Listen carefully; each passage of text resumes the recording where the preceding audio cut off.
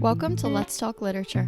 I'm Em. And I'm Will. And we're two book lovers who wanted to combine our passions for reading and gossiping and share it with the world. Whether you're looking for a new book to pick up or a new book friend, you come to the right place. So grab a coffee or a little wine and let's talk literature.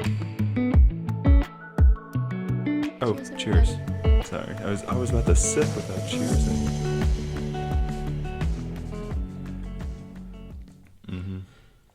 Oh, that's a good one today. What'd you make? Same old vanilla hot latte. Gorgeous. It's so it's just got that little taste of vanilla.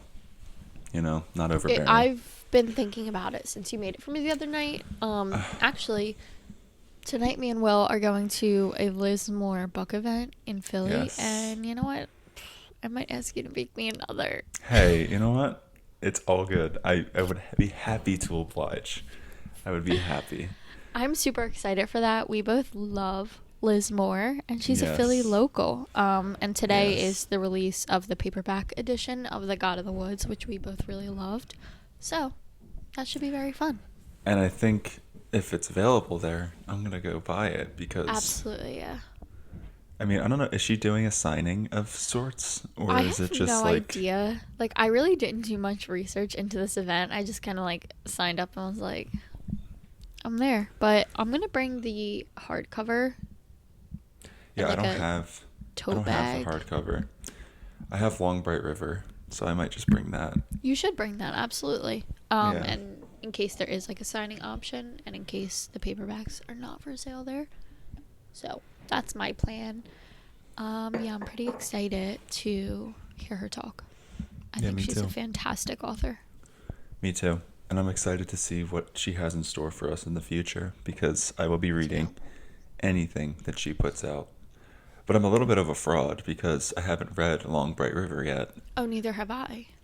Oh, wait, yes, you I have. Yes, you have. You're even more of a liar than I am. Oh my I'm a god. big fat liar. I did read it and I really loved it. It's been waiting for the cold weather and it's finally come. I can't believe you haven't read that because I feel like you're going to like that even more than God of the Woods because it's so up your alley. It's like the perfect investigative crime thriller. Oh, you're going to love it. God, I'm so excited. I think you just pushed it up my TBR then. Because okay. I think it's a November read.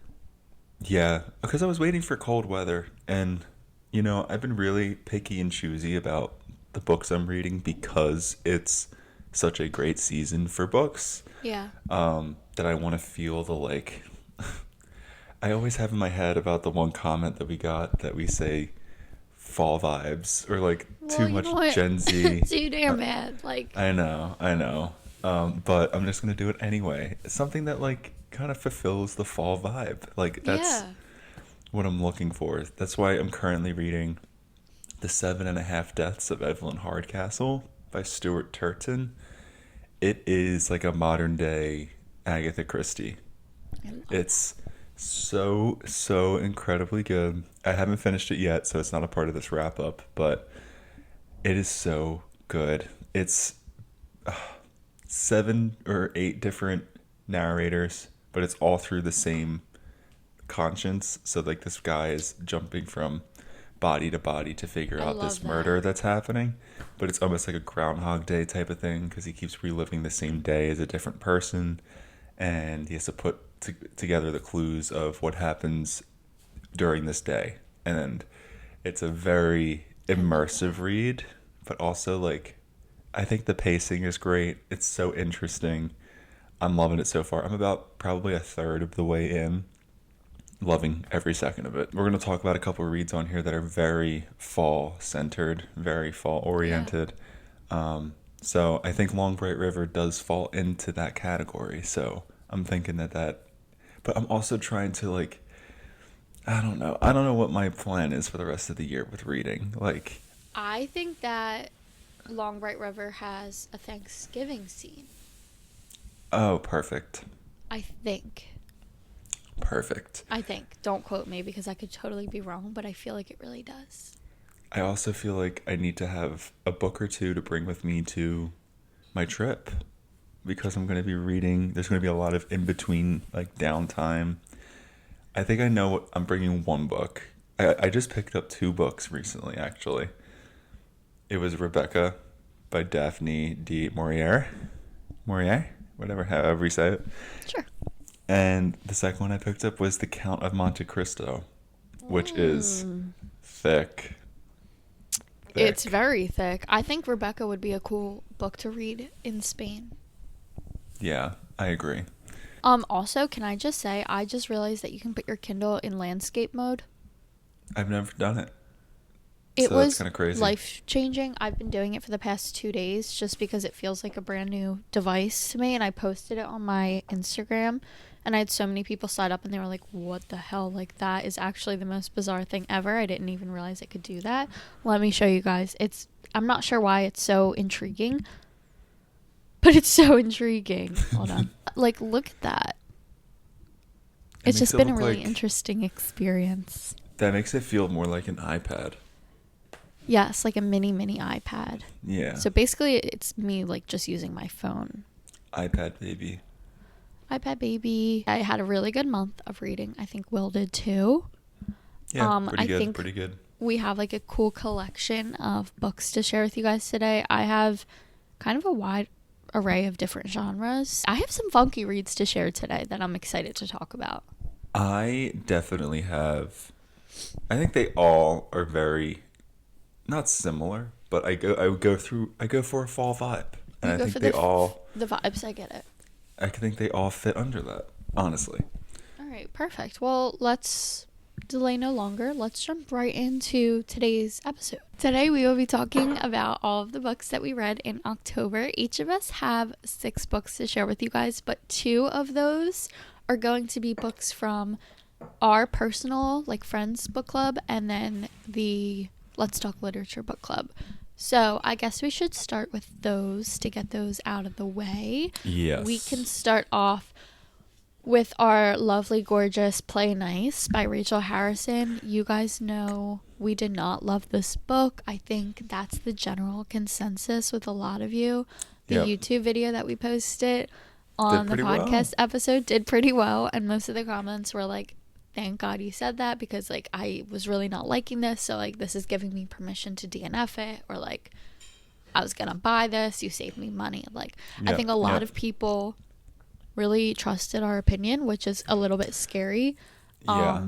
But I Yeah. appreciate that, and I have to say I think our opinion is pretty valid. This book was not Yeah.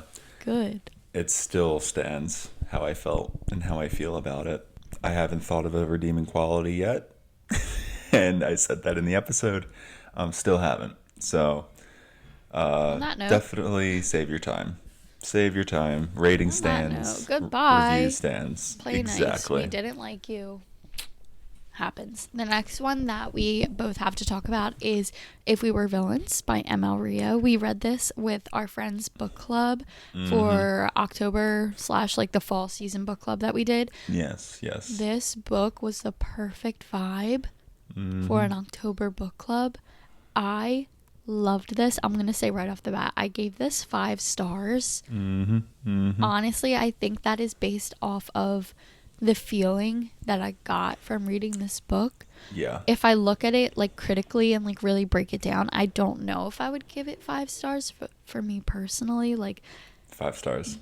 the energy of the book, like the time of year that I read it, it was so perfect. So in my opinion, take this as your sign to pick up this book like now, because it Yeah. was perfect right now. Yeah. What about you? I agree wholeheartedly. I think by feeling alone, 5 stars, but I rated it 4.5 stars. I took the critical approach, and there was a couple things that deterred me from putting it at 5 stars. Yeah. But how it made me feel, 5 stars. There's a couple books in that group where by vibe alone I wanted to give it 5 stars, but I Yeah. just had to hold off because there was a couple things that, not that they were like taking away from the grand picture of things, but I just had to. It took me a little bit to get into.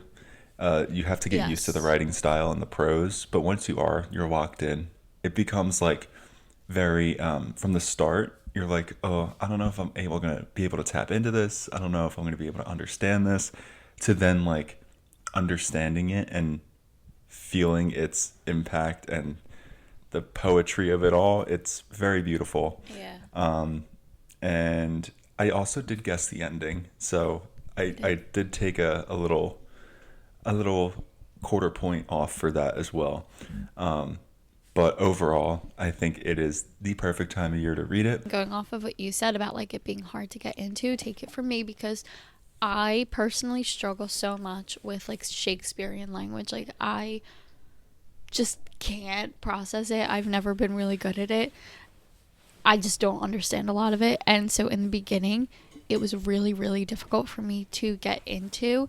But I think the fact alone that I was able to like get by that and be so swept up in the story itself and the characters and the setting really like attest it to it being a 5-star for me, because I was able to like start off the book really hesitant and finish it like obsessed. This is kind of goofy, but in my review I wrote, the vibes dark, gloomy, and moody, the setting academic and theater centered, the characters morally gray and obsessive, the ending ambiguously perfect, can't say a bad thing. And that pretty much just sums it up for me. Perfectly sums it up. Strongly recommend that you don't binge it.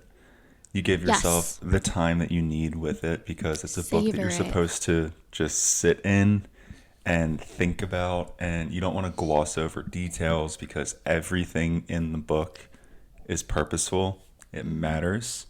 So take it all in. Take your time. Yeah, I know slow and intentional. We're in a world right now where reading as many books as possible is the norm. With this one, take your time. I will share the book that I just finished most recently. Okay. And that is James by Percival Everett. This is the story of James in the Adventures of Huckleberry Finn book, which is a classic, a book that you probably read in school. In that book, everything is seen through Huck's eyes. But this book, everything is from James's perspective. And I loved it. I absolutely loved it. It really changed my perspective on the story as a whole, which was really cool. And I think that this was the way that the story should have been told all along. I think that the voice of James and the voice of the narration was so rich. It was so contemplative. It was reflective. And it also called out so many different things. It was so well done. There was a plot twist in it that completely threw me off, and like also proved to me that you can take as many creative liberties with something as you want to make it your own. And this proved that. It was just very impactful. It was very powerful. And I thought that like the tie-ins and the touches to the original story were great, but this was also something on its own. Like this isn't just like a companion piece to the Adventures of Huckleberry Finn. This is its own thing, and I think that it was a privilege in order to read from his perspective. This should have been how the book was presented in the first place. Now, I have a question and a confession. Okay. I never read The Adventures of Huckleberry Finn. You will be okay. Okay. You will be 100% okay. It might be a little more impactful for a reader who has, because you'll be able to see the things that are similar to the classic. And you can see the changes that Percival Everett makes in his story, but you still get the gist of that other story. So it's very, very interesting, a very, very interesting read. Highly recommend it. The audiobook is also great. I think it's won the Booker Prize, or it's a Booker Prize finalist and a Pulitzer Prize finalist. I cannot say any more good things about it because it's just amazing. Amazing, amazing, amazing. What was your rating? I'm probably going to give it a 4.5, personally. Okay. I will also share my most recent read. I finished this book last night. This is Everyone is Lying to You by Joe Piazza. This was advertised as a trad wife feminist thriller. Okay. if you know me, you know I love going on deep dives into like trad wives, the patriarchy, the toxicity of it, escaping. I love that shit. Like I live for it. It's rage bait for me at its purest form. Yeah. So, seeing a thriller created, kind of exposing the dark sides of like the trad wife lifestyle and like the religious tie-ins with it. Oh, I was so sold. I was so sold. So I will say this book started off interesting. It was good. I was really hooked until about 50%. Basically, we are following a journalist who gets reached out to by her old college roommate. They had this huge falling out after college, and the roommate kind of turned into this online internet celebrity, similar to like Nala Smith kind of vibe. Okay. That's okay. like the energy I'm getting, or like Ballerina Farm. No. She's like a professional ballet dancer who turned into like a trad wife. Ooh, okay. So I think it's kind of like inspired by like those kinds of things, like this big hotshot woman who kind of just turned into an influencer. And that's the college roommate. She invites her old friend to come and report at this like mom influencer convention in a hotel. So bizarre. After the first night, the trad wife friend roommate goes missing, and her husband is found brutally murdered at their ranch. Okay. And the story really picks up from there. So you're trying to figure out who did it, and all signs are kind of pointing towards the wife doing it. I will say this had a lot of potential to be a deeper and kind of like grand narrative on all of the topics that I just talked about. But at the end of the day, it kind of just read as a popcorn thriller, and I felt like it really rushed the ending. And it felt like the ends weren't like left untied. There weren't plot holes, but it felt like cop-outs, and I didn't love it. It wasn't a bad book by any means, but I don't think I would go out of my way to recommend it because it just kind of left me feeling like disappointed. I wanted a little bit more from it. I would say I started to feel that way around like 60-70%. For that reason, I gave it 2.75. I rounded up to 3 on Goodreads because I did enjoy a lot of the book, more than half of it. But I don't think I'd recommend it unless you're like really looking for that kind of book and you're not looking for anything like super deep, just kind of something to like grab your attention and a quick read. It was okay. Did it ever like make it known that it was going to be anything deeper than a thriller? Like, did it start out that way and like made you think that it was going to get deep, or was that just something that you wanted from it? No, I think the way that it like called out a lot of the things, like it had a lot of discussions on like the negative impacts of like the church and like children on camera, like family vlogging. Like it really did touch on all of these like big topics that you can really get deep with, but it just felt like it just skimmed the surface. Gotcha. But I do have another book on my list that is like similar to this that was really good, so hang in there. My next book on the list, let's see what I want to pick next. The classic Agatha Christie. I read Death on the Nile by Agatha Christie. This is one of her very well-known whodunits in her long list of books that she has written. I would say this is probably in the top 5 more popular books that she has put out, and public reception as well. It was classic. It was a classic whodunit. With the books that I've read from her so far, I've really enjoyed her build up to whatever happens that creates the mystery of the story. She does a really good job of giving background on different characters who are from different walks of life, and then they end up interweaving into the whodunit of it all. I have to say with this one, I was a little disappointed in the backstories. I actually wasn't really caring too much about these characters.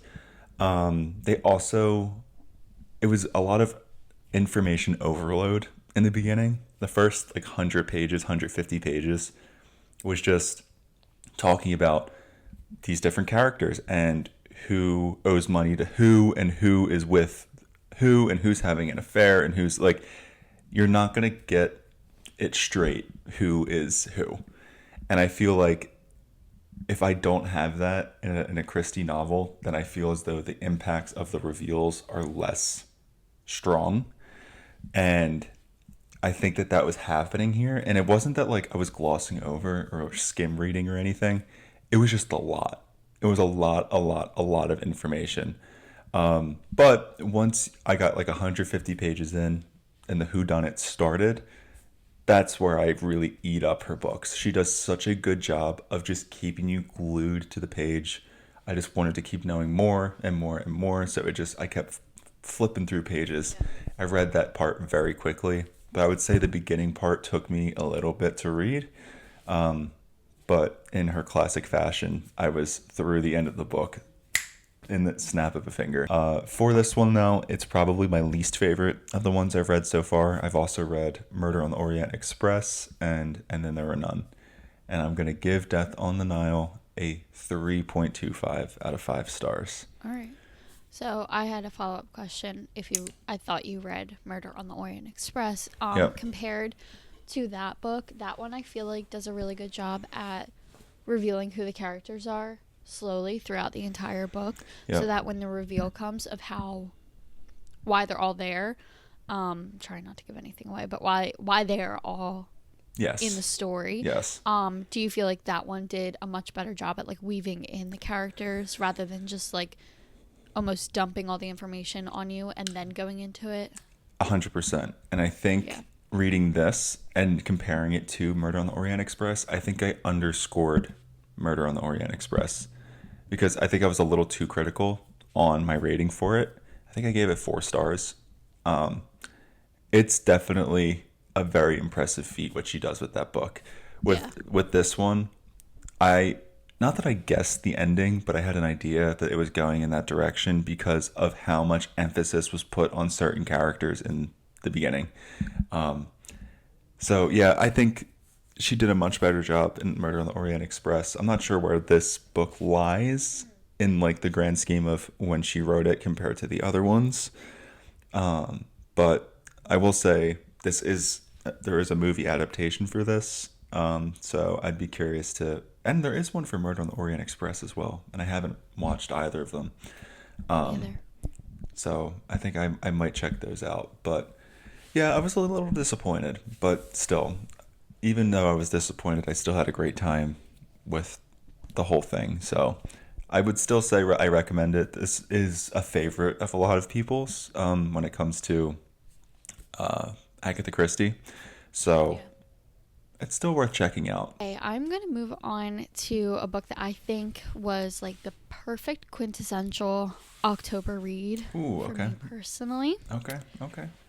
This is Einhollow by Tim McGregor. I kind of found this book on like a weird deep dive I was doing, and it doesn't have a ton of ratings. It only has 427 reviews on Goodreads. Oh, wow. It has 1,600 ratings. Still, like, that's kind of really low for Goodreads, I feel like. I'm so happy I found this book because it was so perfect, but it's only gonna like pertain to a very particular audience. I feel like it's very like niche. So this is set in the late 1700s, and it is on a small island off the coast of, I believe, Scotland, I think. And we are following Agnes, who is a wife and mother, and she is kind of playing all of these roles in the house and in the island. The island only houses, I believe, 4 or 5 families. It's super tiny. It's kind of dark and dreary, and she was kind of sold like this grand image of what this island would be like, and it is not at all that. So she's been living there raising her kids. She works as like a midwife on the island. She helps deliver all the babies that are born there, and she's kind of just going through the motions of life. We get the idea that she is like a very unsatisfied female main character who just wanted more from life. in comes a strange new visitor to the island, and he is there from the continent, they call it, which I guess is Europe. And he is there for this scientific experiment that he is very vague about, and he doesn't really tell anybody. They don't really have anywhere for him to go aside from this abandoned cottage that is on the island that is rumored to be haunted. So they leave him there. The husband of our main character goes up to make sure he's settled in, just to check to make sure he's okay. It's a small knit community, and he realizes that this man like cannot take care of himself. He is a typical man in the 1700s. He doesn't know how to cook. Like, he's just in shambles. And what does he do? He offers up his wife's services to go and cook and like clean up a little bit for him. So that's really where the story takes off. Our main character is constantly checking in on this like weird scientist staying on the island. It is a monster horror story. It is very like vintage spooky in the sense of like, if you like black and white horror films from like the 40s and 50s, Ooh. you would love this. I like that comparison. Yeah, like it's very like it's almost hokey, but it's not like too on the head, or like it's not at all cringy. It's very like dark and unsettling without the like cringe that sometimes you get from like monsters being described. Like in this book, when they describe the monster, I was like, what the hell? I wish you didn't just do that. This one does a really good job at it. It was super atmospheric. I thought it was perfect for October. On my actual rating is like a 4 or 5. On Goodreads, I gave it a 5. Okay. Especially because it has such like low, like not a lot of ratings. I Right. wanted to bump it up there. Right. But yeah, I loved this book. If you're into like historical horror, vintage monster horror, it's a retelling of Frankenstein's Bride, and I think you will absolutely love it. It was really good. And it's short. It's like 200 and something pages. And where did you say you found this? I don't even remember. I think I was scrolling through like, I want to say I was scrolling through Kindle. Like I was looking through like different like curated lists, or maybe Goodreads. I was looking through curated lists. I was just going through everything. I was looking for historical horror books that felt similar to Aaron A. Craig books. You know, I talk about her books all the time. And that's how I stumbled upon this. And I'm very happy I did. My next read from October is unfortunately a disappointing one. And that is Immaculate Conception by Ling Ling Huang. I had high hopes for this book. And I'm going to be here to tell you right now, as I'm sitting here reading this review, I forget the book. Like, it really just went in one ear and out the other. That is so upsetting to hear, because you were so excited for it. I was so excited. So let me give you a quick Google premise, because it's really, I don't want to go too in depth and spoil something, because again, I just did not vibe with this book, unfortunately. The story follows Enka, an art student who becomes obsessed with her talented and famous friend Mathilde. The plot centers on a new technology that could allow Enka to inhabit Mathilde's mind, exploring themes of codependency, jealousy, and the blurred lines between love, art, and technology. Now that sounds great. Awesome. The premise sounds wonderful. The beginning was awesome. Loved the beginning of this book. I thought that it really was doing a good job being a very intriguing premise, while also still keeping to a root of like a friend dynamic, and like that you don't really know, like there's ambiguity behind their relationship. It also showcased the competition between the two. They're always trying to one up each other in school and trying to kind of come out the other side as the, not the winner, but the more successful one. Exactly. That was great. Loved that dynamic. As you go throughout the book, the scope of the story just keeps growing and growing and growing. And unfortunately, it turns into such a grand premise that like you get lost in the weeds of it all. it does so much description of like the dystopian world, and it sets up this dystopian future and never fills it with anything. It just has this like very descriptive backdrop that doesn't amount to anything because there's less context provided to the story itself. The intricacies of their decisions and their, motivations are what drew me to the book in the start, but it just ended up not really going in a direction that I really liked. And I just was really looking forward to it. It just fell a bit flat for me. Like, I think the beginning was great, and I thought the end was great. It was just the middle that needed to be refined a bit. Yeah. The ending was very, very good, and it leaves you off on a note of ambiguity again, which kind of a similar thing, not to what happened in If We Were Villains, but a similar like plot device of making you ponder what happens past the page. And I really did like that, but it just plateaus in the middle, and I just kind of felt disinterested with it. I know that a lot of people do like this book, so I don't want to discredit that. But a terrific start to a kind of flat middle to a decent ending overall was just too all over the place for me. The pacing really was not there. Very inconsistent pacing. So looking back on it now, after reminding myself of the story, it was a disappointment for me. For a book that I had so much hype for. And we've talked about this book in one of the book release episodes. We did. I forget which month it was, but yeah, unfortunately, not for me. I gave it a 3 out of 5. All right, my next one, you guys are going to be a little bit shocked by. This is so out of character for me. I got sent a trilogy of a dark romance series. Oh. Yes, you guys are, give me a round of applause, hands off the wheel, a little bit of a clap. I'm expanding my horizons, and I figured I would try it. I read Dear Reader by Tate James. The first book I put back on the shelf. I have the second book here with me now. I'm like 20 pages into it right now. Was this book good? Debatable. Was the writing good? Absolutely not. Did I have a good time? Absolutely. And will I be picking up this series again if I want something quick paced, a little bit cringy, and a little bit smutty? Yes, I will. It was nothing spectacular, but I see the intrigue in like the genre, but it's a lot. It's a lot. This book specifically, this series specifically, follows a girl going into a master's program at a college, and she gets recruited into this secret society. So it kind of had like the undertones of a lit fic that I would love, but with the romance in it.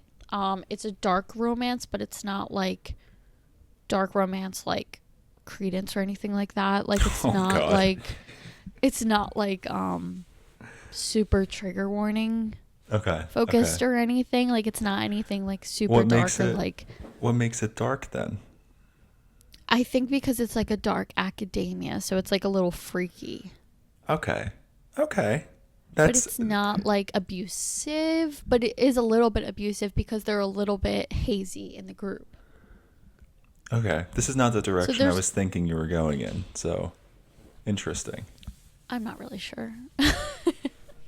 It's interesting. It's like it's got the cadence of a romance book where it's like fast paced and like we're constantly like moving. It's not like really a deep character dive, but it also has like the setting and the plot devices of like a dark academia. So it was like a cool little balance. It wasn't like great writing. It was a little bit cringy. Okay. But I had fun. It was like a really nice palate cleanser after I read, I think it was after I read Play Nice and a memoir. So I was like, okay, let's try something completely out of the blue here. Right. I got sent all 3 copies. Maybe I'll like it. It wasn't bad. I ended up giving this 3 stars. I felt like I enjoyed my time with it. It wasn't like anything spectacular though. I feel like a lot of people could have written this book, if that makes sense. That's fair. It wasn't too unique. No. No, I had a good time. I have the second book here. I'm intrigued enough to want to keep reading because it did end in like a really crazy way. Like it did end in like a holy shit like cliffhanger that I was not expecting. So I am picking up this In a good book, way? but yeah, like Oh, cool. I was not ready for that. Like it was crazy. Okay. All right. I read We Love You Bunny from Mona Awad. This came out I think end of September. This is the sequel / kind of prequel to Bunny, and it gives the perspective of the group of girls that are in like the Bunny group. And it kind of gives you like a deep dive into what was really going on like behind closed doors and stuff in the first book. If you really liked the first book and you really liked the like culty aspects of it, you'll like this book just as much. It dives like deeper into everything that they did, and it kind of uncovers like how they met each other and the reasoning for what they did. It was good. I did like the satire style writing of it. It kind of pokes fun at like clicky groups and cult language, which is always like a good time for me. I love that kind of stuff. I didn't I didn't love the plot itself. I felt like it kind of like stretched itself really thin and was a bit too long for what actually happened. It could have been probably like 75 pages shorter. It was quite long. Yeah, that's a lot. Yeah, it was a lot. It was definitely a long read, but I thought it was interesting. It shed some light on the first book. So if you liked the first book, I do think it is worth the read. It wasn't anything spectacular though, but I liked it. I gave it 3.75, but I rounded up to 4 on Goodreads. If you read Bunny and you really liked the ambiguity of Bunny and the fact that like not a lot is really explained, I don't think I would recommend the second one, because the second one does answer some things about the group, which I found pretty interesting. But if you did really like the fact that like you're kind of just like rolling with everything in the first book and you don't really get a lot of like clarity on anything, I honestly think I would leave it at that, because the second book is trying to like wrap up some of the questions you might have had. But I think a lot of people really did like Bunny for the ambiguity of it. So that's all I'll say. If you could go back in time, would you not read the second book, or would you still read it? I think I'd still read it, because I think for me personally, I really did like Bunny, but I think I was left feeling a little bit too like confused, a little bit too like I want a little more information, but this gave too much information, I thought. Ooh, gotcha. Because it was too long. Like it was just too much. I'm going to be moving into my last read of October. This wasn't like in order, my last read, but the one I'm going to be talking about today, and that is 107 Days by Kamala Harris. The heartbreak, the anguish that this caused me to resurface old days in the past. It really just brought up a lot of emotions, I'm not going to lie. Yeah. This was a book that was about accountability. It was about candor, transparency, and just about the journey of the adversity that Kamala Harris faced in the 107 days leading up to Election Day. It starts from the moment that she got the news that Joe Biden was dropping out and that she would be the front runner to take his place. It's filled with a lot of personal moments with Kamala, with her family, as well as her supporters and her colleagues that, support her as well. It dives into the relationships between people she thought had her back and how they actually kind of presented themselves to her in the moment. It calls out just how she prepared for everything and how she took it in on a personal front and a professional front. She gives a lot of thanks to her family, to her team. It's really, she definitely probably had some help writing this book, but it did feel very personal. And I just appreciated being like a fly on the wall because she takes you from day 107 to day 0 and thereafter. And it really, like I said before, took me back to a time of some heartbreak and some very emotional feelings, but it also gave me hope as well that the future's bright, that, this is a very dark time right now, but there is room for change and there's hope. And I think this book does a very good job of that. I absolutely loved the book. I think what it set out to do, I think it did. And I think it was just a very honest look into those days leading up to the election. And yeah, I think we missed out on a good one with Miss Harris here. I gave it a 4 out of 5. I think it was very well done. And I would recommend it. Highly recommend the audiobook as well, because Kamala Harris does read it and she adds her little flair to it, her personality, which definitely comes through in this book. So highly, highly recommend on a book that allows you to see a deeper understanding and gives you deeper insight into a very pivotal moment in history.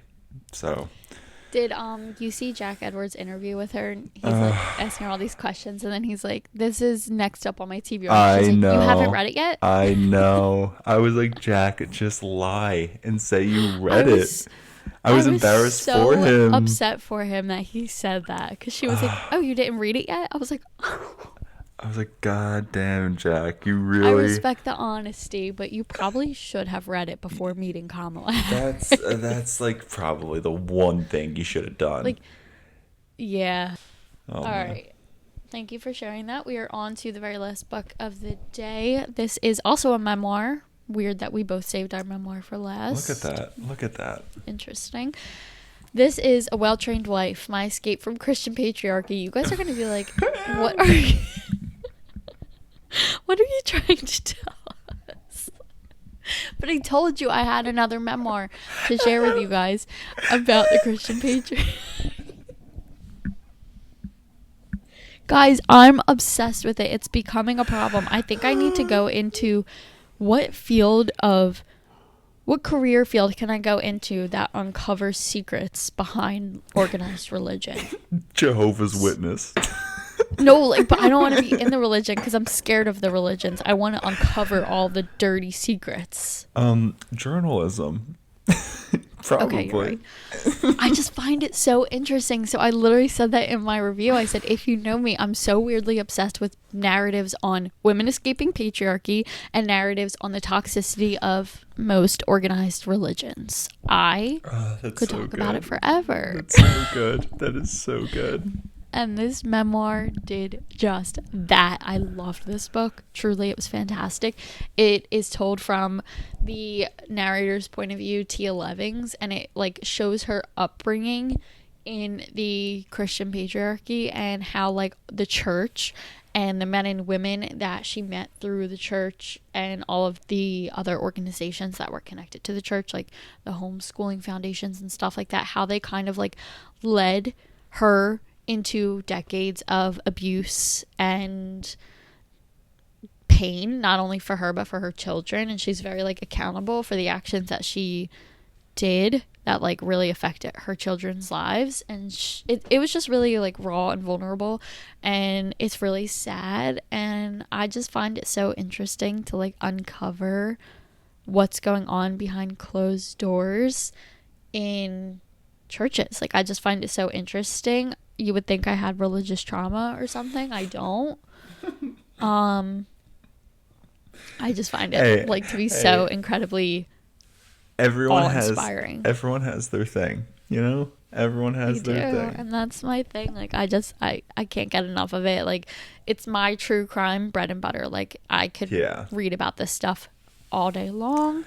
She did a fantastic job. I really felt for her, and I'm very happy and proud of her for telling her story and ultimately for escaping the very abusive marriage that she was in and the very abusive church that she was in, and she made a better life for her children, and I love that for her. So very happy with that read. I don't really rate memoirs that often because I feel kind of funky doing it sometimes, but I put it as 5 stars because I really respected her story and that she like felt brave enough to tell it. So yeah, 5 stars for me. If you're into it, you'll love this book. It's definitely another one of those like niche books where like you're only gonna really want to read this if you're into this sort of thing. But like if you read Educated, that memoir, you'll love this. It's like the same kind of vibe. Oh, I was gonna read that this year as well. It's been on my shelf. I think for once so you long. read that, you might go into this rabbit hole I've been in. Have you watched the TV show Under the Banner of Heaven? Sure have. Okay, that just sounds like your show. I've seen every documentary there is to see about this. Like Keep Sweet and Pray, Twin Flames, The Secret Lives of Mormon Wives, The Real Housewives of Salt Lake City. Oh man, I just love it. I love it. So that is my final book for the month, and I'm very happy with it. what a way to close! Thank you. What a way to close! Oh my god. Yeah, we have a very interesting list here this month, I told you guys I had a really interesting collection of books to share. and I think we gave a very wide and diverse grouping of genres for people to choose from. We did. I didn't even know you read a dark romance, so we actually have a romance on the list for this month. The first time in forever. Yeah, there is something for everyone here. You're welcome, guys. Yeah. I'm doing the Lord's work. Doing pun intended. Pun intended. Yeah, so I think that's gonna do it for us today. Thank you guys so much for listening or watching wherever you are, whatever day it is. But if it's Friday and you're watching on release day, thank you. We love that. If you guys are not following us already, be sure to follow us on both Spotify, subscribe on YouTube, and follow us on Instagram and TikTok on our Let's Talk Literature podcast accounts, as well as our personal accounts, which are always in the description box below. We are still picking our new book club. So Yeah, the poll should be out. Poll will be out by the time that this episode releases, so head over to Fable. 1, join the book club if you haven't already, because if you join and then you get someone else to join, you both get a $5 book credit towards your next book on Fable, which can be used for the new book club book. So it's awesome. Yeah, head over to the club section, type in Let's Talk Literature, and join our book club. We have about 375 members or so. Yeah. It just keeps growing and growing, so you should join the club, be a part of the community. It is awesome. And yeah, we'll have that poll out for you guys as this episode releases, so be sure to head over there to vote, because the list we have is a good list this month. So yeah, that is it for me. Thank you guys so much for spending an hour and a half with us. We had a lovely time talking about our books, and we will see you next week for another episode of Let's Talk Literature. Bye. Bye.